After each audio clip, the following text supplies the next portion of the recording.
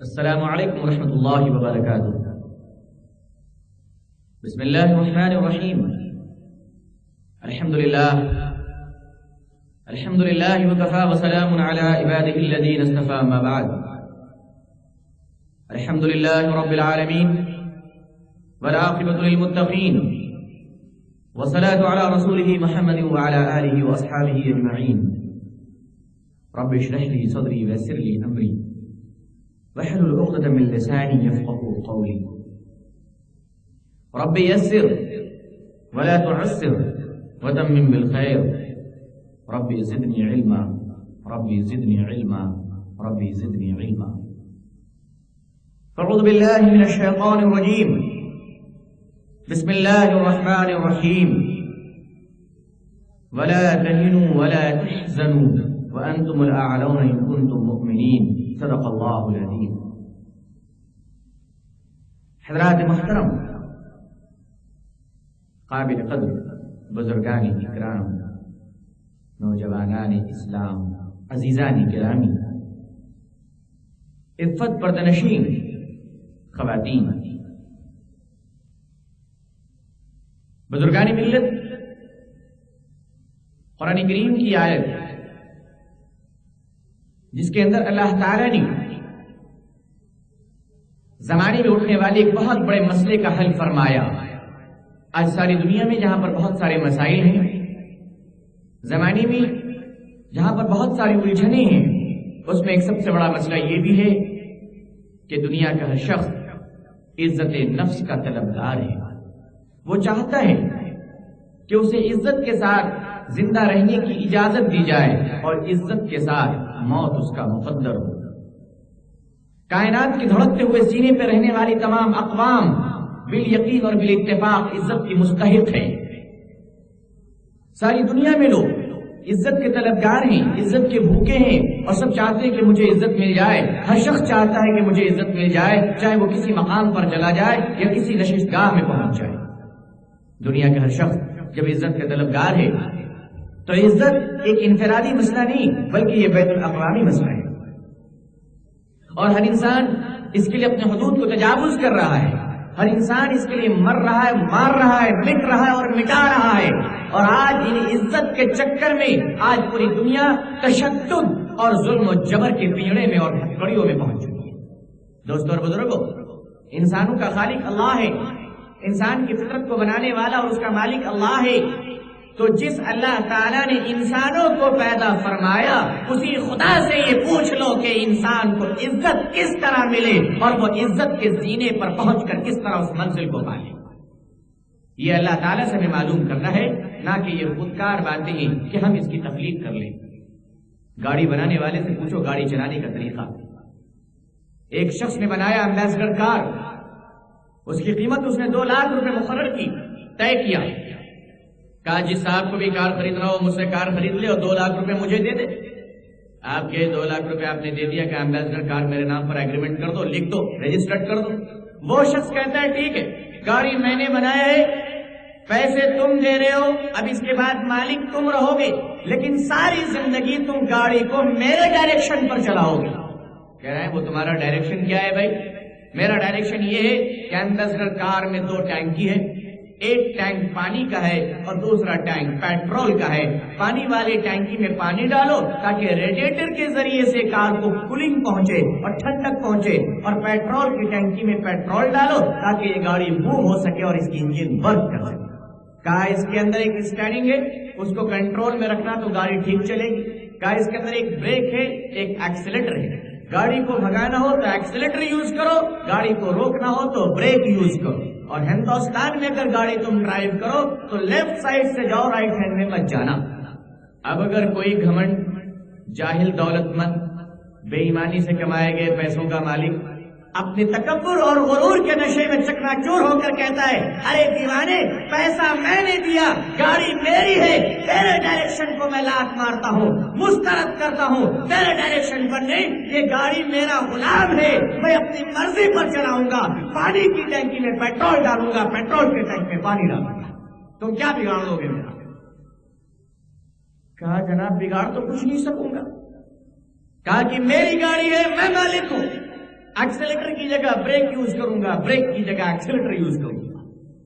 کہا left hand سے drive نہیں کروں گا، جب کوئی سامنے سے لوری آئے گی رائٹ میں آ کے اس کے سامنے آ کے دھکا ماروں گا. تو آپ اس کو کیا کہیں گے؟ بیٹے گاڑی خرید لو، ہندوستان پاکستان افغانستان ریگستان ہوتے ہوئے تم بہت جلدی قبرستان بھی پہنچ جاؤ گے. اگر تم نے ڈائریکشن کی تعمیل نہ کی، ہدایت کی پاسداری نہ کی، تو گاڑی بنانے والے کو پیسہ دینے کے باوجود، رقم دینے کے باوجود ہمیں اس بات کو اختیار کرنی پڑتی ہے کہ اس کی ہدایات پر عمل کرے. اگر ہم نے اس کی ہدایات کو مسترد کر دیا، اگر ہم نے اس کی ہدایات کو کچل دیا، تو دوستوں ماننا پڑے گا کہ پیسہ دینے کے باوجود ہم نے کامیابی نہیں بلکہ حادثے اور بربادی اور تباہی ہم نے اپنے مقدر میں لکھ لیا ہے. اس انسان کو اللہ نے بنایا ہے، عزت نفس کا سلیقہ بھی اللہ سے پوچھو. اس انسان کو اللہ نے بنایا ہے، جینے کا طریقہ بھی اللہ سے پوچھو. اس انسان کے نفس کو اللہ نے بنایا ہے، نفس کی غلامی سے آزادی کا سلیقہ بھی اللہ سے پوچھ لو. اس انسان کے پیٹ کو اللہ نے بنایا ہے، اس پیٹ کو بھرنے کے لیے حلال طریقے سے طلب رزق کا نظام بھی اللہ سے پوچھ لو. اور اللہ نے یہ نظام سمجھانے کے لیے کائنات میں 1,24,000 پیغمبر علیہ السلام کو بھیجا، جس میں آخری رسالت امام رحمت للعالمین سرکار دو عالم صلی اللہ علیہ وسلم کی ذات گرامی ہے، جنہوں نے نسل انسانیت کے ایک ایک فرق کو پکڑ کر بتایا کہ تیری عزت اور تیری ذلت تیرے طریقوں میں نہیں، بلکہ سن لے، عزت میرے طریقے پر ہے، ذلت شیطان کے طریقے پر ہے. جب تک تو دامن محمد کو پکڑا رہے گا، خدا تجھے دنیا میں بھی کامیاب کرے گا، آخرت میں بھی تجھے کامیاب کرے گا. اگر تو نے شیطان کی پیروی کی تو یاد کر، جس خدا نے فرعون کو برباد کیا، جس خدا نے نمرود کو ذلیل کیا، جس خدا نے شداد کو تباہ کیا، وہ اس خدائے وحدہ لا شریک کے قہار اور جبار سے ڈر جو خدا کل پاورفل تھا، وہ خدا آج بھی طاقتور ہے. God is Almighty. اس سے آگے بڑھ کر کوئی مسئلہ ہی نہیں. فرمایا قرآن کریم میں، تم عزت چاہتے ہو، یہ عزت سڑک میں مرغیاں پالنے سے نہیں ملا کرتی. تم عزت چاہتے ہو، یہ عزت شہرت کی بنیاد پر نہیں ہوا کرتی ہے. انسان سمجھتا ہے کہ شہرت مل گئی تو عزت مل گئی. ڈاکو لوگوں کو بھی بڑی شہرت مل جاتی ہے. اگر کوئی انسان مرڈر کر دے ایک دن کسی کا تو وہ بھی بڑا مشہور ہو جاتا ہے، اخباروں میں اس کی تصویریں آ جاتی ہے. اس سے وہ انسان مشہور تو ہوتا ہے لیکن باعزت نہیں ہوتا ہے. دولت آ جانے سے عزت اگر آ جاتی تو دنیا میں بڑے بڑے اسنائلر جیتے ہیں، مگر چہرہ چھپا کے جانا پڑتا ہے، چہرہ چھپا کر آنا پڑتا ہے. تو دولت، شہرت یہ عزت کی دلیل نہیں ہے، بلکہ عزت کسے کہتے ہیں؟ قرآن سے پوچھو. احکم الحاکمین نے فرمایا ولا تہینوا ولا تحزنوا وانتم الاعلون ان کنتم مؤمنین. اے مسلمان، اے مومنو. یہ مسلمان اور مومن میں تھوڑا سا ڈفرنس ہے. مسلمان کس کو کہتے ہیں؟ آج کل ہم لوگ سمجھتے ہیں جس نے مغل اعظم کا گوشت کھا لیا وہ مومن بن گیا. راشن کارڈ میں تم مسلمان ہو سکتے ہو، گورنمنٹ کے ووٹر لسٹ میں مسلمان ہو سکتے ہو، پاسپورٹ میں مسلمان ہو سکتے ہو، ڈرائیونگ لائسنس میں مسلمان ہو سکتے ہو، لیکن اس کا مطلب یہ نہیں کہ جو پاسپورٹ میں مسلمان ہو گیا، جو راشن کارڈ میں مسلمان ہو گیا، جو ڈرائیونگ لائسنس میں مسلمان ہو گیا، وہ کالی کملی والے کی لسٹ میں بھی مسلمان ہو گیا.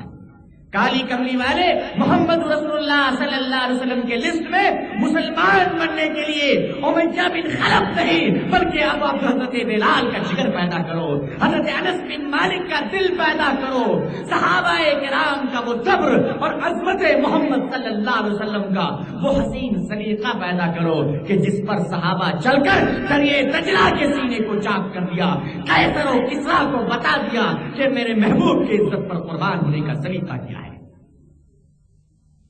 فرمایا اللہ تعالیٰ نے ولا تہینوا ولا تحزنوا، تم ہی کامیاب رہو گے، تم ہی باعزت رہو گے، تم ہی بلند رہو گے.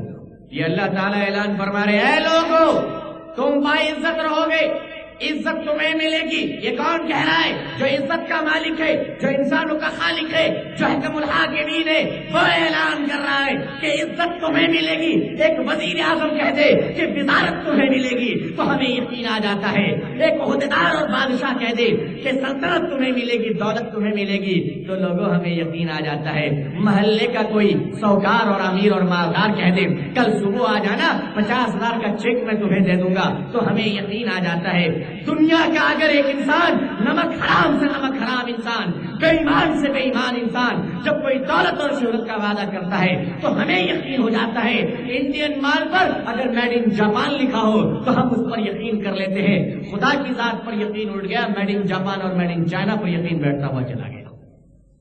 ارے میڈ ان جاپان پر یقین کرنے والے، میڈ ان چائنا پر یقین کرنے والے، میڈ ان یو کے پر مرنے والے، made in U S A کے چمچہ بننے والے، پیرس کی لپسٹک لگا کر بے حیائی کا مظاہرہ کرنے والے اور ریسپشن میں بیٹھ کر اپنی عزتوں کو اچھالنے والے، تجھے ساری دنیا کے میڈ ان پر یقین آ گیا، لیکن اس خدا نے وعدہ کیا ہے کہ مومن تم بن جاؤ، عزت میں تمہارے حوالے کرتا ہوں۔ یعنی مومن کا بننا تیرا کام ہے، عزت کا دینا میرا کام ہے۔ یہ اللہ تعالیٰ فرما رہے ہیں کہ وَلَا تَهِنُوا وَلَا تَحْزَنُوا وَأَنْتُمُ الْأَعْلَوْنَ إِن كُنتُم مُؤْمِنِينَ، تم باعزت رہو گے، تم کامیاب رہو گے، تم سر بلند رہو گے، تم ہی عزت والی قوم رہو گے، کہ بشرطے کہ تم مومن بن جاؤ، ایمان کو اپنے اندر داخل کر لو۔ اور انسان مومن کب بنتا ہے؟ جب انسان ظاہر میں باطن میں دل سے جناب محمد رسول اللہ صلی اللہ علیہ وسلم کے طریقے کا غلام بن جاتا ہے تو عزت پھر اس کی غلام بن جاتی ہے۔ تم مومن بن جاؤ، عزت تمہارے گھر کا گدا بن جائے گا۔ تم مومن بن جاؤ، عزت تمہارے قدموں کو چومے گی۔ تم مومن بن جاؤ، ہر مقام پر رفعت اور عزت تمہارا انتظار کرے گی۔ تم مومن بن جاؤ، کامیابی کا صحرا تمہارے سر پر آ جائے گا۔ تم مومن بن جاؤ، فتح کا تاج خدا تمہارے سر پر رکھے گا۔ یہ ہے عزت ملنے کا طریقہ اور عزت ملنے کا سلیقہ اور عزت ملنے کی سبیل اور عزت ملنے کے راستے۔ آج ہم لوگ سمجھتے ہیں جو زیادہ دولت مند ہے وہی عزت دار ہے، چاہے وہ شراب کے ٹھیکے سے پیسہ کمایا ہو، جو جتنی شہرت والا ہے وہ عزت دار ہے۔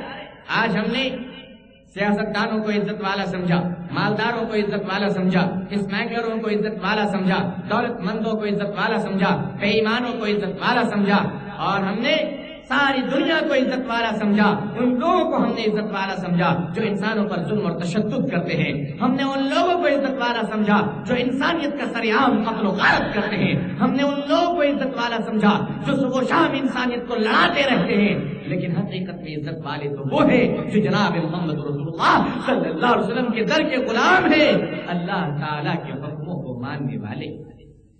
بزرگوں اور دوستوں، لیکن آج ہم نے عزت کہاں تلاشا ہے؟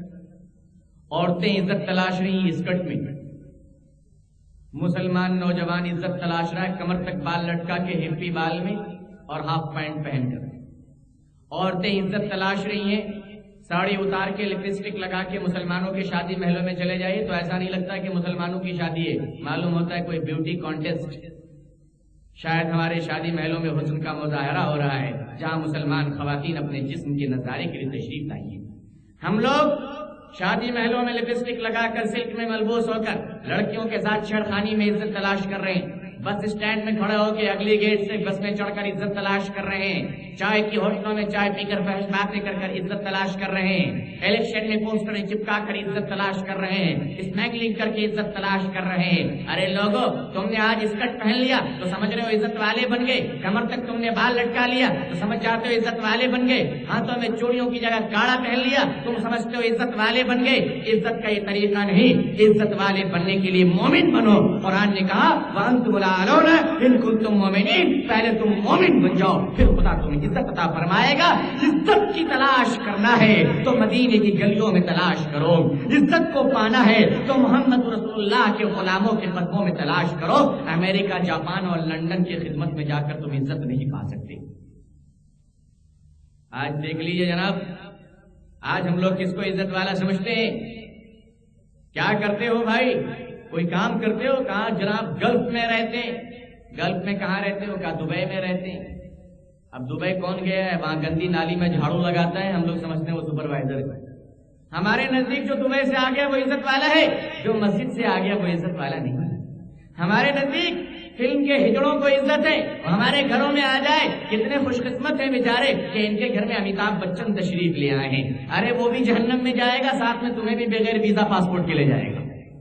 لیکن ہم اسے عزت والا نہیں سمجھتے جو بیچارے مدرسوں سے رسید لے کر آتے ہیں اور کہتے ہیں غریب اور یتیم بچے پڑھ رہے ہیں اپنی آخرت سنوارنے کے لیے اپنے مال کو اللہ کے رسول کے مہمانوں کو کھلاؤ. ہم انہیں عزت والا نہیں سمجھتے. بزرگوں اور دوستوں، آج یہی وجہ ہے کہ ساری دنیا میں مسلمان ذلیل اور رسوا ہے. تلاشنے کی جگہ کوئی اور ہے، ڈھونڈ کہیں اور رہے ہیں. مجھے ایک لطیفہ یاد آ رہا ہے. ایک صاحب کی ہیرے کی انگوٹھی کھو گئی تو وہ گھر سے بھاگے ہوئے آئے، بیچ سڑک میں پہنچ گئے، سرکل میں، روڈ میں پہنچ گئے. وہاں کارپوریشن کا لائٹ چل رہا تھا، بہت ہیوی لائٹ. اس لائٹ کے سامنے کھڑے ہو کے وہ ہیرے کی انگوٹھی ڈھونڈنے لگے، چکر کاٹنے لگے. ہندوستان میں ہمدردی کی لہر بہت زیادہ ہے. جو بھی بغل سے گزر رہا تھا اس نے دیکھا ہے یہ بھائی صاحب بھینس کی طرح کیوں گھوم رہے ہیں یہاں پر. اس نے اپنا اسکوٹر روکا اور ان کے پاس آ کے کہا بھائی صاحب کیا کوئی پرابلم ہے، ہم آپ کی کچھ مدد کریں. اس نے جلدی میں پسینہ پوچھتے ہوئے کہا ہاں میرے ہیرے کی انگوٹھی کھو گئی ہے، 7 لاکھ روپے کی، وہ ڈھونڈ رہا ہوں. وہ بھی بیچارہ اس کے پیچھے چکر لگانے لگا. اسی طریقے سے چکر لگاتے لگاتے جو آ رہا ہے وہ چکر لگا رہا ہے، جو آ رہا ہے وہ چکر لگا رہا ہے. ہر آدمی اسکوٹر روک رہا ہے، آ کے چکر لگا رہا ہے. اچھا خاصا ایک جلوس ہو گیا 500-600 آدمی کا، سب مل کے چکر لگا رہے ہیں. 1 گھنٹے تک وہیں پر گھوم رہے ہیں مگر ہیرے کی انگوٹھی کا پتہ نہیں چل رہا ہے. لوگ سب پریشان ہو گئے، پوچھنے لگے بھائی صاحب انگوٹھی کتنے کی تھی؟ کہا پورے 7 لاکھ روپے کی. یہ تو بڑا پرابلم ہو گیا، انگوٹھی کیوں نہیں مل رہی؟ ایک صاحب نے پوچھا بھائی صاحب انگوٹھی گری کہاں تھی؟ تو وہ کہتے ہیں گری تو گھر میں تھی. کہا پھر گدھے گھر میں گری ہے تو کارپوریشن کی لائٹ کے سامنے روڈ پہ کیوں ڈھونڈ رہا ہے؟ تو آدمی کہتا ہے گھر میں لائٹ نہیں ہے، روڈ میں لائٹ ہے، اس لیے لائٹ کے نیچے ڈھونڈ رہا ہوں. تو بزرگ اور دوستو، انگوٹھی جہاں گری ہے وہاں ڈھونڈو. گری گھر میں ہے، ڈھونڈ رہے ہو لائٹ کے نیچے. خدا نے عزت رسول اللہ کے قدموں میں رکھا ہے، تم عزت آج غیروں کی غلامی میں ڈھونڈ رہے ہو. خدا نے عزت قرآن کی غلامی میں رکھا ہے، تم عزت آج میڈ ان جاپان اور میڈ ان امریکہ میں ڈھونڈ رہے ہو.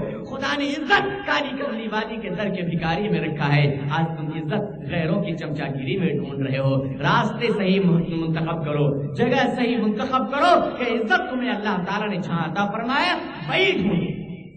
آج ایک مسئلہ یہ بھی ہے زمانے میں کہ ہم لوگ سمجھتے ہیں، بالخصوص ہندوستان کے مسلمان یہ سمجھتے ہیں کہ ہم اقلیت میں ہیں، یعنی الپ سنکھیک مائنورٹی میں ہیں، اس لیے ہم ہندوستان میں عزت والے نہیں ہیں. ہم پر ظلم ڈھایا جا رہا ہے اور ہم مظلوم ہیں، ہم تشدد کے شکار ہو رہے ہیں. تو شاید جو مائنورٹی، جو اقلیت ہو وہ عزت نہیں ملا کرتی اور جو میجورٹی ہو ان کو عزت مل جاتی ہے. دوستوں اور بزرگوں، یہ خیال غلط ہے، باطل ہے، فرسودہ ہے. اسے کچل دیجئے اور اپنے دل میں ہمت اور استقامت پیدا کیجئے. ہماری نظروں میں، بلکہ ہماری کوتاہ نظروں میں مائنورٹی اور میجورٹی، اقلیت اور اکثریت کا مقام ہے، لیکن اللہ کی نظر میں مائنورٹی اور میجورٹی کا کوئی مقام نہیں ہے.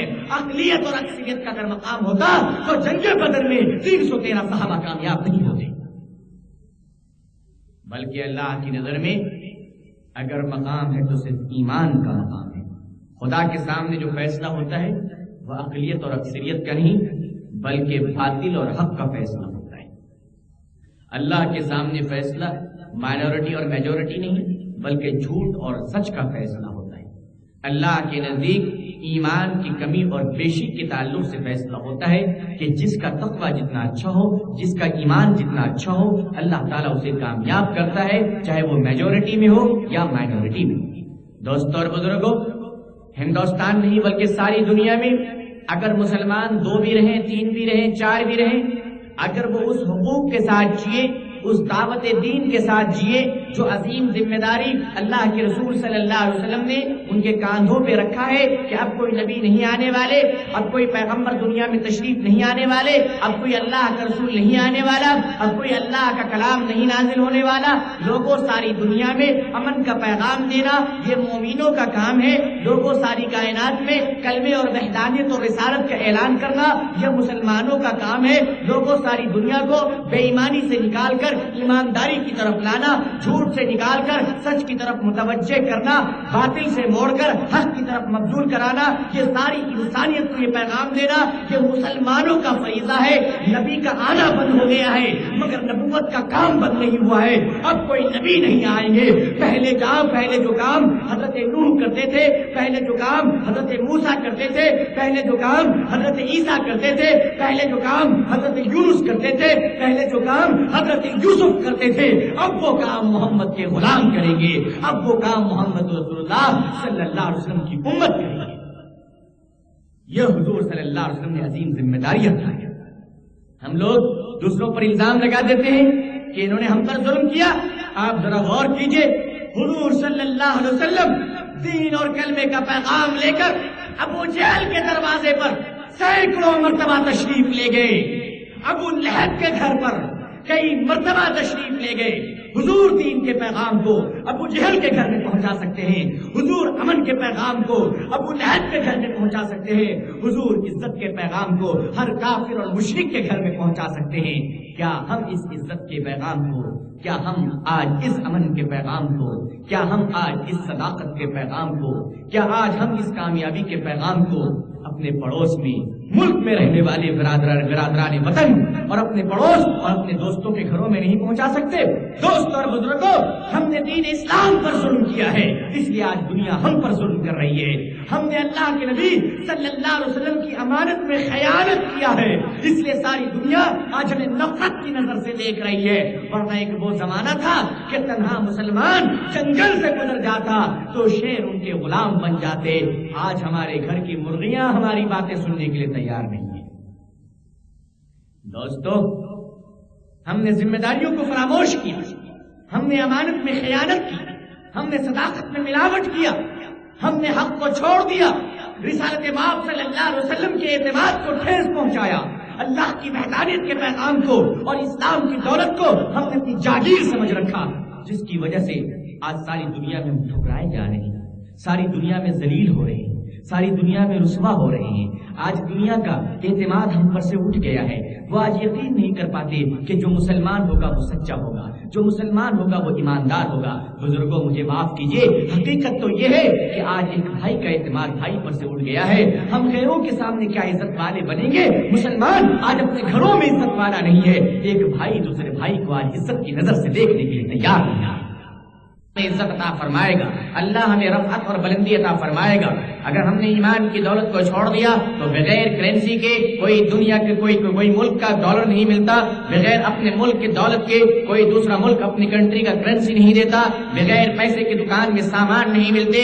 یاد رکھیے کہ اگر انسان کے پاس ایمان کی دولت نہ ہو تو وہ دنیا میں کچل دی جائے گی، پیس دی جائے گی، برباد کر دی جائے گی۔ اللہ تعالیٰ اس بات پر قادر ہے کہ وہ ایک قوم کو ختم کر کر دوسری بہترین قوم کو پیدا فرمائے۔ وہ اللہ تعالیٰ نے حضرت نوح علیہ السلام کی قوم کو ختم کیا اور 80 فرد سے ساری دنیا میں عزت، امن و امان اور رسالت اور وحدانیت کا کام لیا۔ اللہ تعالیٰ نے پہلے کے نبیوں کی امت کو تباہ اور برباد کیا۔ بزرگوں اور دوستوں، یہ اللہ کا کرم ہے کہ ہمارے گناہوں کے باوجود، ہماری معصیت کے باوجود، ہمارے سیئات کے باوجود اللہ تعالیٰ نے اجتماعی طور پر ہم کو ختم نہیں کیا۔ یہ صدقہ ہے جناب محمد رسول اللہ صلی اللہ علیہ وسلم کا۔ آپ جانتے ہیں کہ مائنورٹی اور میجورٹی کا جو ڈھنڈورا آج پیٹا جا رہا ہے، اور بالخصوص کھدڑ کے کپڑوں میں چھپے ہوئے مختلف گیدڑ جو آج انسانوں کو ڈرانے کے لیے اور اپنی پالیٹکس کے بازار کو چمکانے کے لیے اور ووٹوں پر قبضہ جمانے کے لیے دو نعرے لگاتے ہیں، مائنورٹی اور میجورٹی، اقلیت اور اکثریت۔ اور آج اسی طوطے کی طرح رٹنے کی بات میں کچھ مسلم لیڈران بھی آگے ہیں کہ ہم مائنورٹی ہیں، ہم اقلیت ہیں، ہمیں عزت چاہیے۔ عزت بھیک مانگ کر نہیں لی جاتی ہے، بلکہ عزت خدا داد صلاحیتوں کے ذریعے کمائی جاتی ہے۔ عزت کو بھیک کی طرح مانگنا سیکھا ہے تم نے؟ یہ مانگنے کا طریقہ ہے کہ ہم اقلیت اور ہم اکثریت ہیں، یہ کوئی فرق نہیں ہے، یہ کوئی امتیاز نہیں ہے۔ اللہ کی نظر میں اس کا کوئی مقام نہیں ہے، بلکہ اللہ کی نظر میں اصل چیز تو تقوی اور پرہیزگاری ہے، اصل چیز تو بردباری اور انکساری ہے کہ جو جتنا آگے بڑھتا ہے اللہ تعالیٰ اس کی مدد فرماتے ہیں۔ دوستوں اور بزرگوں، آپ دیکھیں، اگر اللہ تعالیٰ کا فیصلہ ایک آدمی کے حق میں ہو جائے کہ اس آدمی کو کامیاب کرنا ہے اور اللہ کی مدد اس شخص کے حق میں ہو جائے، اور اس آدمی کا 1000 شخص دشمن ہو جائے۔ 1000 انسان اس کا دشمن ہے۔ اللہ کا فیصلہ 1000 کی طاقت کے خلاف ہوتا ہے اور اللہ کا فیصلہ ایک آدمی کی حمایت میں ہوتا ہے۔ تو آپ یقین مانیے، خدا کی قسم، ساری دنیا کی طاقت، ساری دنیا کی سپر پاور مل کر اس ایک شخص کے جسم کے ایک روم اور بال کو بھی زٹ اور ضرب اور تکلیف نہیں پہنچا سکتی۔ یہ ایمان ہے۔ میں صرف یہ بات جذبات اور افسانے کی بنیاد پر نہیں بلکہ تاریخی متواتر شہادتیں پیش کروں۔ آپ دیکھیے کہ اللہ کا فیصلہ کیا ہوتا ہے۔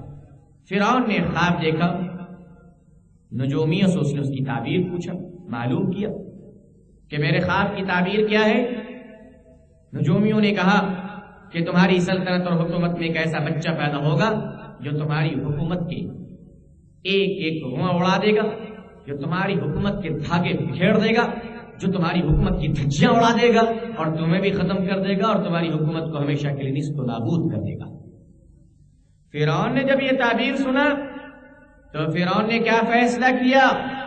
ہر پیدا ہونے والے بچے کو قتل کر دیا جائے۔ حاملہ عورتوں کی فہرستیں مرتب ہوتی ہے، ہر گھر میں جلاد کو مقرر کیا جاتا ہے، ایک تلوار ہاتھ میں دیا جاتا ہے، کہا بچہ جیسے ہی پیدا ہو اسے قتل کر دو۔ فرعون کے پاس تلواریں ہیں، فرعون کے پاس فوج ہے، فرعون کے پاس سپاہی ہے، فرعون کے پاس طاقت ہے، فرعون کے پاس دولت ہے، فرعون کے پاس حکومت ہے، فرعون کے پاس قوت اجتماعیت ہے، فرعون اکثریت میں ہے، فرعون میجورٹی میں ہے۔ اور موسیٰ علیہ السلام کی ماں غریب ہے، اکیلی ہے، مائنورٹی ہے، اقلیت ہے، کمزور ہے، کوئی طاقت نہیں ہے، کوئی پروٹیکشن نہیں ہے، کوئی سیکورٹی گروپ نہیں ہے، کوئی ایس پی جی نہیں ہے، کوئی bullet proof, water proof, air proof, کوئی پروف نظر نہیں آتا، صرف ایک پروف ہے، وہ ایمان پروف ہے۔ آج بلٹ پروف لگاتے ہو، جتنے پروف ہے اتنی پراخ چھوڑ رہے ہیں۔ دوستو اور بزرگوں، حضرت موسیٰ علیہ السلام کی ماں اقلیت میں ہے، فرعون اکثریت میں ہے۔ اللہ کا فیصلہ موسیٰ کی ماں کی حمایت میں ہوتا ہے، فرعون کی مخالفت میں ہوتا ہے۔ فرعون اپنی اکثریت کے غرور میں ڈوب رہا ہے اور موسیٰ علیہ السلام کی ایک مظلوم غریب ماں اپنی اقلیت اور کمزوریوں کی دہائی خدا کے پاس دے رہی ہے۔ اللہ کی طاقت موسیٰ کے مات کے ساتھ ہے اور خدا کا غضب اور اللہ تعالیٰ کی پکڑ یہ فرعون کے ساتھ ہے کہ اللہ نے فرمایا، اے فرعون میری حمایت تیری مخالفت میں ہے، موسیٰ کو پیدا کرنے کا فیصلہ میں نے کیا ہے۔ ایک طرف اللہ فیصلہ کرتے ہیں کہ موسیٰ پیدا ہو کر رہے گا، ایک طرف فرعون فیصلہ کرتا ہے کہ موسیٰ پیدا نہیں ہوگا۔ اب فرعون کا جنگ اللہ کی ذات سے چل رہا ہے۔ اب آپ دیکھیے اللہ کی قدرت کہ فرعون کے تمام سپاہی تکتے ہوئے رہ گئے، ہر گھر سے جنازے نکلتے آئے، ہر گھر سے خون کی نالیاں بہ رہی ہے، ہر گھر میں ماتم اور کوہرام مچ گئے، مائیں رو رہی ہیں، اپنے دوپٹے سے آنسوں پر آنسو سے اپنے دوپٹے کو تر کر رہی ہیں۔ فرعون کے ظالم اور فرعون کے درندے ہر گھر کو قبرستان بنا رہے ہیں۔ دوستو اور بزرگوں، فرعون اپنے ظلم و جبر تشدد کا پہاڑ توڑتا رہا، اللہ اپنے فیصلے کو نازل کر رہے ہیں۔ فرعون کہتا ہے لڑکا پیدا نہیں ہوگا، اللہ کہتے ہیں موسیٰ پیدا ہوگا اور تیرے گھر میں رہے گا، تیری نظر کے سامنے میں موسیٰ کی پرورش کروں گا، تو اپنی طاقت لے کر آ، میں اپنی رحمت لے کر آتا ہوں، تو اپنی خدائی لے کر آ، میں اپنی خدائی لے کر آتا ہوں۔ فرعون چکنا چور ہوتا ہے، فرعون کا غرور ختم ہوتا ہے۔ بزرگوں اور دوستوں، تو تیر آزما ہم جگر آزمائیں گے، تو فوج آزما ہم قدرت آزمائیں گے، تو تلوار آزما ہم رحمت آزمائیں گے، تو طاقت آزما ہم اپنی حمایت آزمائیں گے۔ اور اللہ نے یہ بتا دیا کہ میری حمایت جس کے حق میں ہو جائے اس کو کوئی برباد نہیں کر سکتا۔ برباد تو دور کی بات ہے، اس کے راستے بھی خدا کی قسم کوئی روک نہیں سکتا۔ اور اللہ تعالیٰ نے صرف موسیٰ علیہ السلام کو پیدا نہیں کیا، پیدا کر کے یہ بھی نہیں کہ جنگل میں پرورش کروایا۔ لوگ کہتے اللہ میاں فرعون سے ڈر گئے تھے، موسیٰ کو جنگل میں بھیج دیا، بلکہ یہ خدا کی خدائی دیکھو کہ فرعون جس بچے کے پیدا ہونے کے خوف سے سینکڑوں بچوں کو قتل کر رہا ہے، خدا اس بچے کو خود فرعون کے گھر میں بھیج رہا ہے کہ لے ٹکرا لے مجھ سے، تیرے گھر میں بھیج کر میں اپنے بندے کی حفاظت کر لیتا ہوں، تو اپنی تلوار آزما لے، میں اپنی قدرت کو آزما لیتا ہوں۔ کیا کیا فرعون نے؟ جس بچے کے خوف سے ہر گھر سے لاشیں نکال رہا تھا، جس بچے کی پیدائش کے خوف سے ہر گھر سے خون کی نالیاں بہ رہی تھی، اس بچے کو اللہ تعالیٰ نے پیدا فرمایا اور موسیٰ علیہ السلام کو فرعون کے گھر میں بھیجا۔ حضرت آسیہ نے گود میں اٹھایا، فرعون کے گھر میں پرورش پائی، فرعون کے گھر میں بڑے ہوئے۔ تمہیں کیا پتا تھا کہ جو حق کا چراغ تمہارے گھر میں چل رہا ہے، اس چراغ میں تمہارے باطل کی تمام جھوپڑیاں خاک ہو جائیں گی، جل کر راکھ ہو جائیں گی۔ غریبوں کے سیاہ خانوں میں سینکڑوں چراغ جلتے ہیں، انہی چراغوں کے جھلملاہٹ میں ہزاروں انقلاب آتے ہیں۔ اللہ تعالیٰ کا یہ کرم، اللہ کی یہ مدد کہ ہماری نظریں اس پر نہیں جاتی، کہ آج ہمارا یقین نہیں بنتا کہ خدا نے ایک اقلیت مائنورٹی موسیٰ علیہ السلام کو بچایا، فرعون کی تمام اکثریت اور میجورٹی کو ختم کر دیا۔ بزرگ اور دوستو، یہ اللہ کی مدد ہے کہ اللہ نے اپنے نبی کو اور اپنے بندے کو اس گھر میں رکھا اور بڑا کیا۔ اسی طریقے سے آپ اور آگے بڑھیں، نمرود شہنشاہ وقت ہے، تکبر اور غرور اور خدائی کے دعوے میں شیطان کا باپ بن گیا، اپنے غرور میں بیٹھا ہوا ہے، سپاہی سامنے کھڑے ہوئے ہیں، متوجہ ہیں، حفاظتی دستہ، محافظ، پروٹیکشن گروپ، سیکورٹی آگے پیچھے لگی ہوئی ہے۔ اللہ کا فیصلہ نمرود کے تاج و تخت کے خلاف ہے، اللہ کا فیصلہ نمرود کی حکومت، سلطنت، فوج، طاقت، تلوار اور تمام چیزوں کے خلاف ہوتا ہے۔ اللہ کا فیصلہ نمرود کی طاقت کے خلاف ہوتا ہے، اور اللہ کا فیصلہ ایک لنگڑے مچھر کی حمایت میں ہوتا ہے۔ کہا تو اپنے فوج اور سیکورٹی کو دیکھ لے، میں ایک مچھر سے تیرے غرور کو کس طرح تباہ کر رہا ہوں، دنیا کی تاریخ قیامت تک دیکھے گی۔ خدا کا فیصلہ ایک لنگڑے مچھر کی حمایت میں ہوتا ہے، وہ مچھر راکٹ کی سپیڈ میں آتا ہے، سیکورٹی اور حفاظتی عملہ کو چیرتا ہوا سیدھا نمرود کے ناک کے ذریعے سے دماغ میں داخل ہو جاتا ہے۔ نمرود کے سر پر پرانے جوتے مارے جاتے ہیں۔ غرور اس طرح ختم کیا جا رہا ہے کہ مچھر کو نکالا جائے، نمرود کی پوری طاقت، نمرود کے پورے حکما اور طبیب اور ڈاکٹر اس کے سر پر جوتے مارتے رہے۔ اس جوتا کھاتا کھاتا ایک مچھر کی وجہ سے نمرود تڑپ تڑپ کر مر گیا۔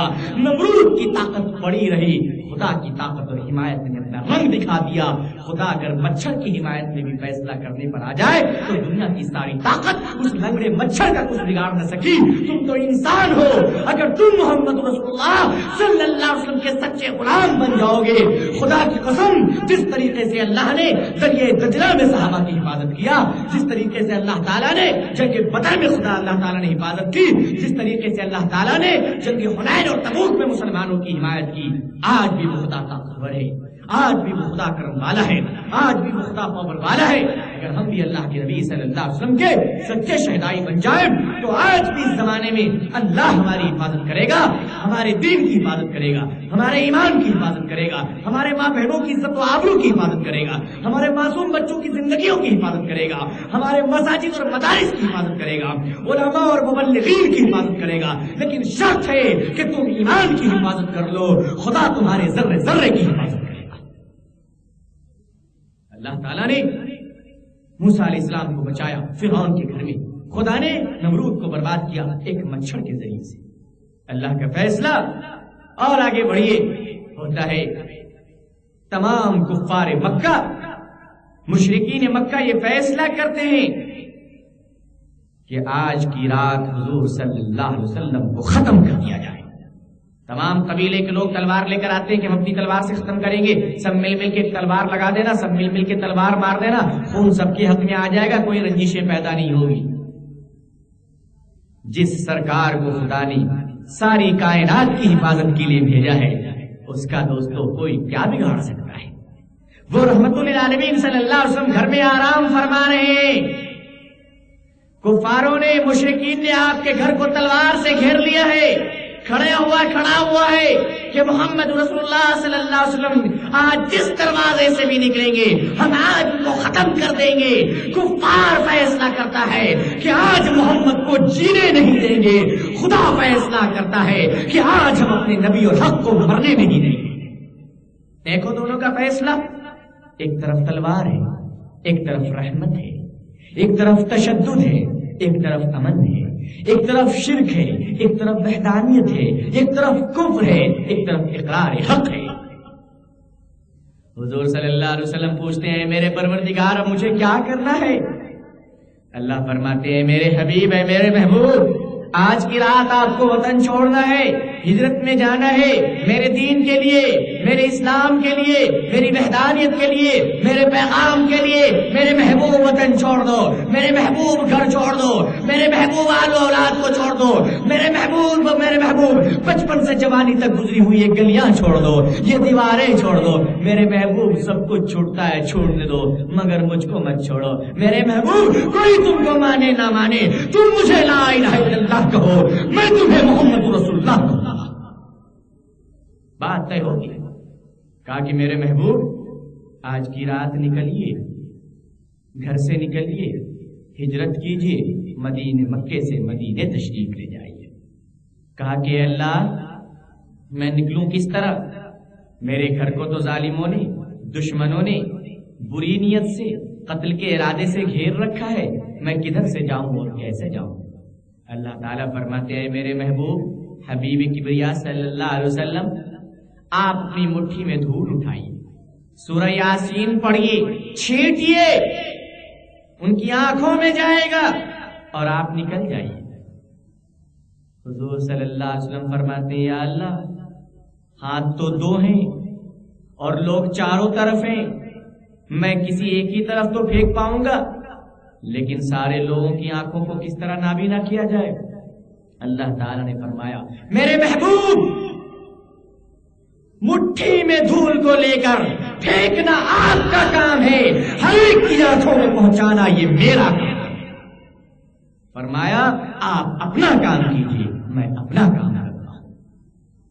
اللہ کا فیصلہ اپنے محبوب کی حفاظت کے حق میں ہوتا ہے اور خدا کا فیصلہ دشمنوں کی مخالفت میں ہوتا ہے. سارے دشمن فجر تک تلوار ہلائے ہوئے بیٹھے ہوئے ہیں، محمد رسول اللہ صلی اللہ علیہ وسلم اللہ کی حفاظت میں مکے شہر سے باہر آ گئے اور غار ہیرا میں داخل ہو چکے ہیں. آپ اندازہ کیجئے مائنورٹی اور میجورٹی، اقلیت اور اکثریت. حق کے ماننے والے ہمیشہ اقلیت میں ہی ہوتے ہیں، حق کے ماننے والے ہمیشہ مائنورٹی میں ہوتے ہیں. آپ دیکھیے پوری دنیا کا آپ موازنہ کر لیں، ساری دنیا میں سونے کم ہے، پیتل زیادہ ہے، ساری دنیا میں ہیرے کم ہے، پتھر زیادہ ہے، ساری دنیا میں پھول کم ہے، کانٹے زیادہ ہے، ساری دنیا میں سندل اور ریحان کم ہے، اور دوسرے درخت اور دوسرے پیپل پر درخت اور ببول آپ کو زیادہ ملیں گے، کانٹے زیادہ ملیں گے. لیکن آپ بتائیے اگر ساری دنیا پیتلوں سے بھر جائے تو اسے سونے کی قیمت کم نہیں ہو جاتی، اگر ساری دنیا پتھروں سے بھر جائے تو ہیرے کی قدر کم نہیں ہو جاتی، اگر ساری دنیا کانٹوں سے بھر جائے تو پھولوں کا مقام ختم نہیں ہو جاتا. یہ فطرت کا قانون ہے، یہ قدرت کا کرشمہ ہے کہ حق کے ماننے والے ہمیشہ کم ہوں گے، باطل کا ماننے والا ہمیشہ زیادہ ہوگا، مگر ان کی زیادتی حق کے قوت کو کوئی بربادی نہیں کر سکتی. سونا کم ہے مگر سونا کم ہونے کے باوجود باطل کے تمام پیتلوں پر غالب ہے. مصیبتیں آنے پر شریفوں کی شرافت کم نہیں ہوتی، سونے کے 100 ٹکڑے کر دو پھر بھی اس کی قیمت کم نہیں ہوتی. سونا کم ہے مگر پیتل اس کا مقابلہ نہیں کر سکتے، کانٹے زیادہ ہیں مگر پھولوں کا مقابلہ نہیں کر سکتے، پہاڑ اور پتھر زیادہ ہیں مگر ہیروں کا مقابلہ نہیں کر سکتے. دوستو اور بزرگوں، اسی طریقے سے ایمان، مسلمان، قرآن اور احادیث اور مسجد اور مدرسے اور تمام حقانیت اور شریعت کے دشمن دنیا میں ہمیشہ زیادہ رہیں گے. امریکہ جیسی سپر پاور رہے گی، رشیا جیسی کمیونزم کی طاقت رہے گی، لیکن تم یاد رکھو کہ ان طاقتوں سے بھی بڑی طاقت ایک اللہ کی طاقت ہے جس کا مقابلہ کوئی نہیں کر سکتا. تسلیم کے ظالم کی جفا بھی ہے کوئی چیز، تسلیم کے ظالم کی جفا بھی ہے کوئی چیز، سب بھول بیٹھے ہیں کہ خدا بھی ہے کوئی چیز. اللہ کی ذات سب سے عظیم ذات ہے، اللہ کی ذات سب سے بڑی ذات ہے، اللہ کی ذات سب سے کریم ذات ہے. وہ محافظ ہے، وہ کرم فرمانے والا ہے، وہ عزت دینے والا ہے. ہماری نظریں آج دوسروں کی طرف کیوں طلبگار ہو رہی ہیں بزرگوں دوستوں؟ حق کے ماننے والے کم ہوں گے لیکن خدا انہیں کامیاب کرے گا. سورج تنہا ہوتا ہے پوری دنیا کو روشن کر دیتا ہے. ستارے سینکڑوں نہیں بلکہ کروڑوں ہوں پھر بھی رات کے اندھیروں میں سورج کی روشنی اور تابانی اور درخشانی کو نہیں پھیلا سکتی. رسالت مآب رسول اللہ صلی اللہ علیہ وسلم کو اور اللہ نے آپ کی امت کو قیامت تک کے لیے شمع حق بنایا ہے، مشعل ہدایت بنایا ہے. آپ اس ذمہ داری کو سنبھال لو. قدم قدم پہ عزت آپ کی چومے گی، قدم قدم پہ اللہ کی مدد آپ کے ساتھ ہے. مصر میں حضرت سعد بن وقاص رضی اللہ عنہ اپنے قافلے کے ساتھ پہنچتے ہیں، ایمان والوں کے ساتھ پہنچتے ہیں، مسلمانوں کے ساتھ پہنچتے ہیں. 10,000 کا قافلہ ہے مسلمانوں کا، مصر میں ٹھہرے ہوئے ہیں. جاسوس اطلاع دیتے ہیں کہ مصر میں غراسانی جو اسلام اور قرآن کا دشمن ہے، بدترین دشمن جو مرتد ہے، وہ 60,000 کا قافلہ لے کر مسلمانوں پر حملہ آور ہوا ہے اور ہمیں مقابلہ کرنا ہے. غراسانی مصر میں پہنچتا ہے. حضرت سعد بن وقاص رضی اللہ عنہ مشورہ کرتے ہیں. اسی قافلے میں حضرت خالد بن ولید رضی اللہ تعالیٰ عنہ بھی ہیں. حضرت سعد پوچھتے ہیں خالد، سنا ہے کہ غراسانی 60,000 کا لشکر لے کر ہم پر حملہ آور ہو رہا ہے، ہم کس طرح دفاع کریں اور کس طرح مقابلہ کریں؟ میں سوچ رہا ہوں کہ تمہاری سربراہی اور تمہارے سپہ سالاری میں کچھ فوج کو بھیج دیں کہ تم اس دشمن کا صحیح طریقے سے مقابلہ کر سکو. حضرت خالد فرماتے ہیں کتنے آدمی ہیں وہ؟ سعد فرماتے ہیں کہ وہ 60,000 ہیں. حضرت خالد فرماتے ہیں بس اتنے؟ ٹھیک ہے، میرے ساتھ آپ 6 آدمی کو کر دو، میں ان کی دھجیاں اڑا کر آ جاتا ہوں. حضرت خالد فرمانے لگے، سعد فرمانے لگے خالد تمہارا دماغ تو ٹھیک ہے، وہ 60,000 ہے، تم 6 مانگ رہے ہو. حضرت خالد نے فرمایا پچھلے جہاد میں میری ایک آنکھ زخمی ہو گئی تھی، ورنہ خدا کی قسم ان 60,000 لشکر مشرکین کے لیے خالد تنہا قوت ایمانی سے کافی ہے. فرمایا میں اکیلے کافی. ساتھ فرماتے نہیں یہ تو خودکشی ہو جائے گی. بڑا سمجھایا بجھایا، بہت منایا، منت و سماجت کی، تب جا کے خالد تیار ہوئے. 1,000 کا لشکر جرار لے کر پہنچا. 60,000 پر حملہ آور ہوئے. حضرت خالد رضی اللہ عنہ نے جم کر جنگ کیا، مجاہدانہ ہمت اور قوت کا مشاہدہ تجربہ کیا، اظہار کیا، مظاہرہ کیا. اللہ کی طاقت پر یقین تھا، اللہ کی قدرت پر یقین تھا. وہ جانتے تھے ہم حق پر ہیں اور ہم جس کے سامنے ہیں وہ باطل پر ہیں. 1,000 لشکر خالد کے ساتھ ہے، 60,000 غراسانی پر حملہ آور ہوتے ہیں. لڑتے ہیں، خوب لڑتے ہیں. جنگ کے میدان میں گردنیں گری ہوئی ہے، انسانوں کی لاش اپنے گھوڑے کے جنازوں کے ساتھ بچھی ہوئی ہے. حضرت خالد رضی اللہ تعالیٰ عنہ اور مسلمانوں کو اللہ فتح مبین سے نوازتے ہیں. کفار اور مشرکین شکست کھاتا ہے، اللہ مسلمانوں کو کامیاب کرتے ہیں. لوگوں نے پوچھا اے خالد وہ 60,000 اور تم 1,000، کس طرح تم جیت گئے، کس طرح تم کامیاب ہو گئے؟ بات سمجھ میں نہیں آ رہی خالد کہ کیسے اتنا بڑا کام ہو گیا، کیسے اتنی بڑی کامیابی ہو گئی. حضرت خالد بن ولید رضی اللہ تعالیٰ عنہ کا وہ مجاہدانہ جواب، وہ مردانہ جواب، وہ جگر اور دل کا جواب سماج کرو. ہمارے لوگوں آج اپنے آپ کو سمجھتے ہیں کہ بڑے ترے خان ہیں. نہ آج تمہاری طاقت ظاہری ہے، نہ باطنی ہے، نہ دنیاوی ملا، نہ خدائی ملا، نہ وصال سلم، نہ ادھر کے رہے نہ ادھر کے رہے. حضرت خالد نے فرمایا وہ 60,000 تھے، ہم 1,000 تھے. تم نے سنا نہیں ہے حضور صلی اللہ علیہ وسلم کی حدیث کہ اللہ کے نبی صلی اللہ علیہ وسلم نے فرمایا جو اللہ کا ذکر کرتا ہے وہ زندہ ہے اور جو اللہ کا ذکر نہیں کرتا وہ مردہ ہے. اے لوگوں، ہم لوگ اللہ کا ذکر کرتے ہیں، ہم زندہ ہیں. جن کے بیچ ہم لڑنے گئے تھے وہ لوگ اللہ کا ذکر نہیں کرتے، وہ لوگ مردہ ہیں. اے لوگوں، اگر زندوں نے، ایک زندہ نے 1,000 مردے کو مار دیا تو یہ کون سا بڑا کمال کیا. حضرت خالد نے فرمایا یہ 1,000 زندوں کا لشکر تھا، وہ 60,000 مردوں کا لشکر تھا. ہم ایمان والے تھے، خدا نے ہمیں کامیاب کیا. وہ مردہ تھا، اللہ نے ان کو برباد کیا. تو اللہ کا ذکر کرنے والا زندہ ہے اور جو لوگ اللہ کا ذکر نہیں کرتا مردہ. اللہ تعالیٰ سے دعا ہے کہ اللہ تعالیٰ ہمیں اور آپ کو کہنے سننے زیادہ عمل صالح کی توفیق نصیب فرمائے، دنیا میں عزت اور عافیت نصیب فرمائے. آخر دعوانا. خواتین و حضرات، ایمان اور روح کی تازگی کے لیے ہمارے یہاں تشریف لائیے. ہمارا پتہ مینار الیکٹرانکس پاور ہاؤس کے سامنے Kalyan road Bhiwandi Maharashtra India. Mobile number 9823250416 9823250416. Proprietor Mohammad Yakub Khan Azmi.